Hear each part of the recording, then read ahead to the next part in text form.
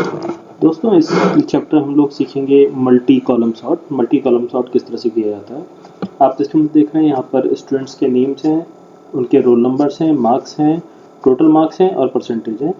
और आप देखेंगे ये डेटा हमारा रोल नंबर के हिसाब से सॉर्ट है, यानी कि सबसे छोटा रोल नंबर ऊपर है और सबसे बड़ा रोल नंबर आखिरी में है।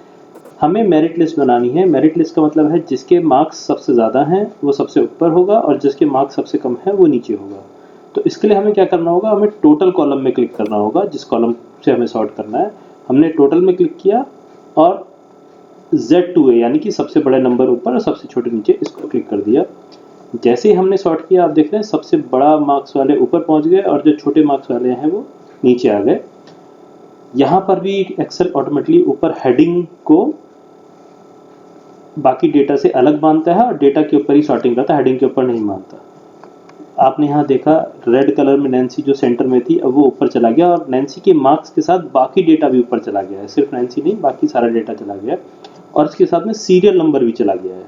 यानी कि आप देख रहे हैं जब सॉर्ट हुआ तो हर बच्चे का सीरियल नंबर भी, सबसे पहले अपूर्वी जैन थी और नैन्सी 5th पे थी। नैन्सी अब जो है पहले दूसरे नंबर पर आ गई है और अपूर्वी जैन तो थी वो 6-7वें नंबर पर आ गई है। हमें सीरियल नंबर तो 1 2 3 ही रखना था, लेकिन जब उसको एक्सेल को नहीं पता कि जो सीरियल नंबर है वो डेटा का हिस्सा नहीं है तो हम कंट्रोल Z करेंगे और हम लोग क्या करेंगे, सिर्फ अपना जो टोटल कॉलम है, क्योंकि हमें टोटल ऊपर चाहिए तो इसको सेलेक्ट करेंगे। अगर हमने इसको सेलेक्ट किया और इसको सॉर्ट किया Z2A तो वो पूछेगा कि क्या आप सिलेक्शन को एक्सपेंड करना चाहते हो। आपने सिलेक्शन को एक्सपेंड करना है तो आप यहाँ पर क्लिक करेंगे और अगर आपको जो आपने सिलेक्शन किया है उसी के साथ करना है तो कंटिन्यू पर करेंगे। तो हम एक्सपेंड सिलेक्शन वाला ऊपर जो है वो करते हैं और सॉर्ट करते हैं। तो उसने फिर वही सारा डेटा सेलेक्ट कर लिया और आप देख रहे हैं सीरियल नंबर भी सॉर्ट हो गया। कंट्रोल Z करते हैं, फिर से हम फिर Z2A सॉर्ट दबाएंगे, कंट्रोल Z करते हैं और हम लोग फिर अपना सिर्फ ये एक ही कॉलम सेलेक्ट करेंगे और Z2A दबाएंगे और इस बार हम continue with the current selection करेंगे।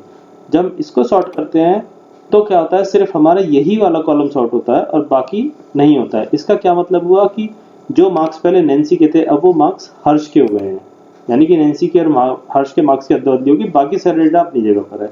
ये भी गलत है। हम कंट्रोल Z करते हैं और अब हम क्या करेंगे, हम सीरियल नंबर को छोड़ देंगे और अपना बाकी डेटा सेलेक्ट करेंगे। हमने बाकी डेटा सेलेक्ट कर लिया, नेम से लेकर परसेंटेज तक सारा डेटा। अब यहाँ पर हमें टोटल पर सॉर्ट करना है। अगर हम टोटल पर क्लिक करते हैं तो डेटा हमारा सिलेक्शन खत्म हो जाता है।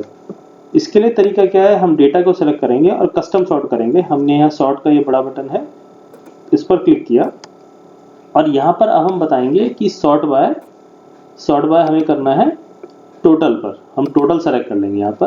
यहाँ पर आएगा सेल वैल्यूज। यहाँ बहुत सारे ऑप्शन हैं, आप देखेंगे value, cell colour, font colour, conditional formatting, बहुत सारे कलर्स हैं। हम लोग यहाँ सेल कलर पर, सेल वैल्यू पर फॉर्मेटिंग करेंगे और हम लार्जेस्ट टू स्मॉलेस्ट करेंगे, यानी कि हमें सबसे लार्जेस्ट ऊपर चाहिए, स्मॉलेस्ट नीचे चाहिए। एक चीज़ और ध्यान रखेंगे, यहाँ पर एक ऑप्शन है माई डेटा हैज़ हेडर। तो हमने जब डेटा सेलेक्ट किया था तो हेडिंग भी सेलेक्ट की थी, तो हम इसको बताएंगे हेडिंग सेलेक्ट की थी। अगर हमारे पास हेडिंग नहीं है तो हम इसको हटा देंगे, यानी कि अब जो देख रहे हैं हमारी हेडिंग भी डेटा में सेलेक्ट हो गई है। तो हमको डिसाइड करना है कि हम हेडिंग को सेलेक्ट करना है या नहीं करना है। तो हमारे केस में हमने हेडिंग सेलेक्ट की है तो हम बताएंगे कि हमने हेडिंग सेलेक्ट की हुई है।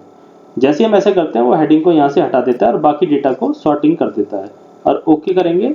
अब देखिए हमारा डेटा सॉर्ट हो गया, 5 नंबर अपनी जगह पर है, 1 2 3 4 5 और बाकी डेटा ऊपर पहुंच गया है। नैन्सी के सामने नैन्सी के मार्क्स हैं और इसी तरह से सबसे ज़्यादा मार्क्स ऊपर हैं और सबसे कम मार्क्स सबसे नीचे हैं।